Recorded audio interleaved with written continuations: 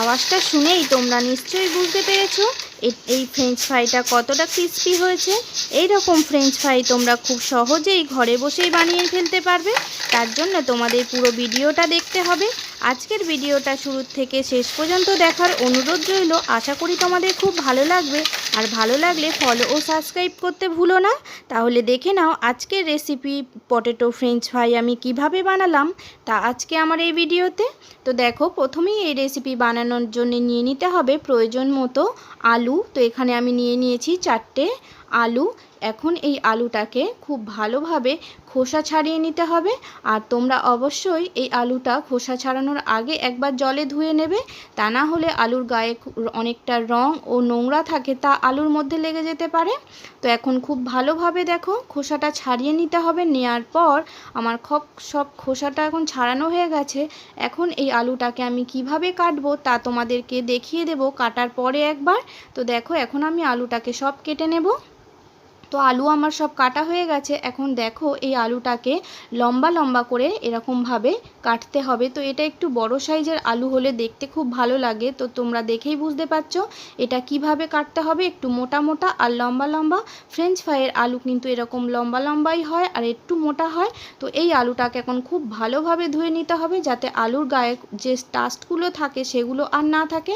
তো খুব ভালোভাবে এটা ধুয়ে নিয়ে এসেছি, তোমরা দেখেই বুঝতে পারছো পুরো একদম পরিষ্কার হয়ে গেছে। এখন এটাকে একটু হালকাভাবে ভাপিয়ে নিতে হবে। তার জন্য আমি গ্যাসে বসিয়ে দিলাম আর এখানে দিয়ে দেব পরিমাণ মতো নুন।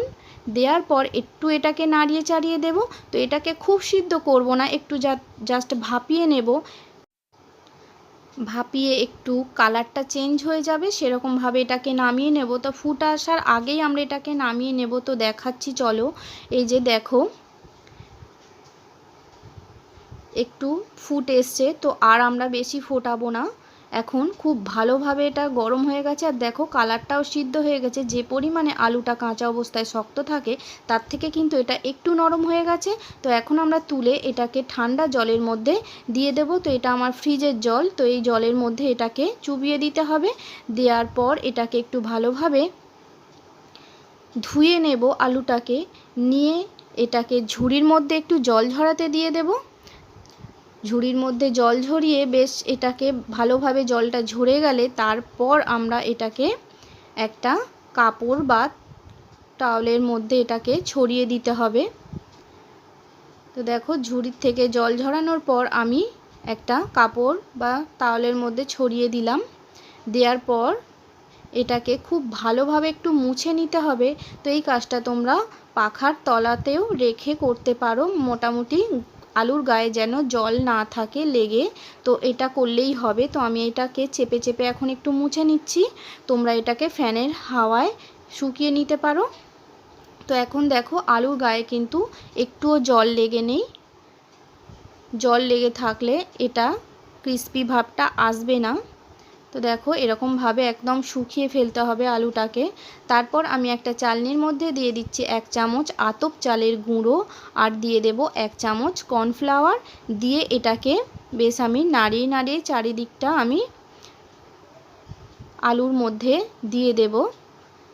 তো এই চালের গুঁড়োটা আমার চালা ছিল না, তাই আমি এটাকে একবারে চালনির সাহায্যে চেলে নিচ্ছি। তোমরা এটা নাও করতে পারো, চালা থাকলে তোমরা ডাইরেক্ট এটা ব্যবহার করতে পারো। তো দিয়ে এখন আলুটাকে খুব ভালোভাবে মিশিয়ে নিতে হবে। খুব ভালোভাবে এটা যখন মিশে যাবে, খুব ভালোভাবে মাখা যখন হয়ে যাবে, তখন এদিকে আমি কড়াই বসিয়ে দিয়েছি। কড়াইতে তেলও দিয়ে দিয়েছি। তেলটাও দেখো দিয়ে দিচ্ছি সাদা তেল। তেলটা গরম হয়ে গেলে খুব ভালোভাবে এর মধ্যে আমি আলুগুলো কেটে রাখা দিয়ে দেব। তো সব আলু আমি একসাথে ভাজবো না, আমি অল্প অল্প করে দিয়ে 3বার ধরে ভাজবো এটা। তো দেখো, প্রথমে আমি এই ভাজাটা অল্প আদা ভাজা ভেজে আমি তুলে নেব।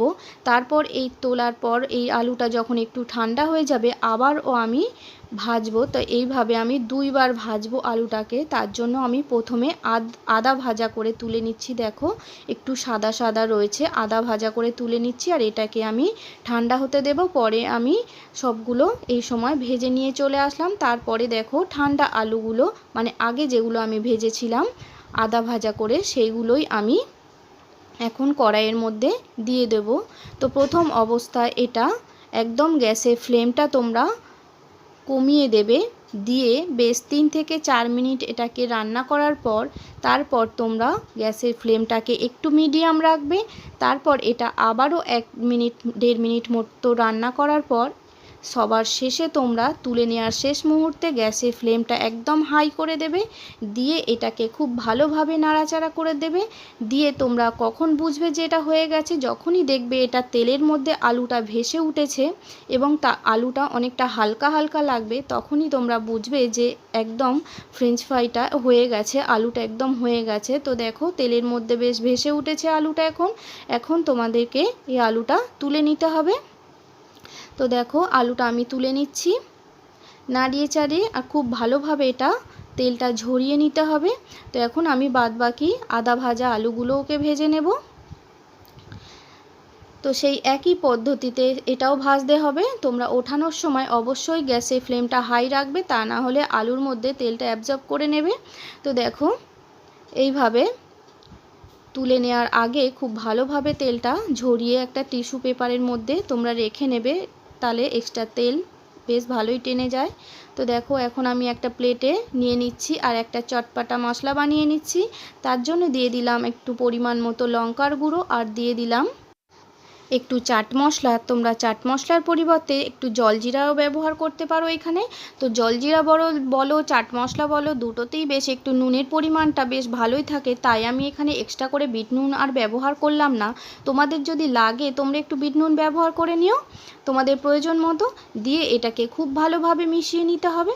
দেখো এইভাবে মিশিয়ে এটাকে বেশ খুব ভালোভাবে মিশিয়ে নেওয়ার পর এটাকে তোমরা মেয়োনিজ বা টমেটো সসের সাথে পরিবেশন করতে পারো। তো দেখো বন্ধুরা, আমার পটেটো ফ্রেঞ্চ কিন্তু একদম রেডি। আর তোমরা এটাকে অবশ্যই বাড়িতে ট্রাই করে দেখো। ভালো লাগলে লাইক কমেন্ট করে এটাকে শেয়ার করে দিও।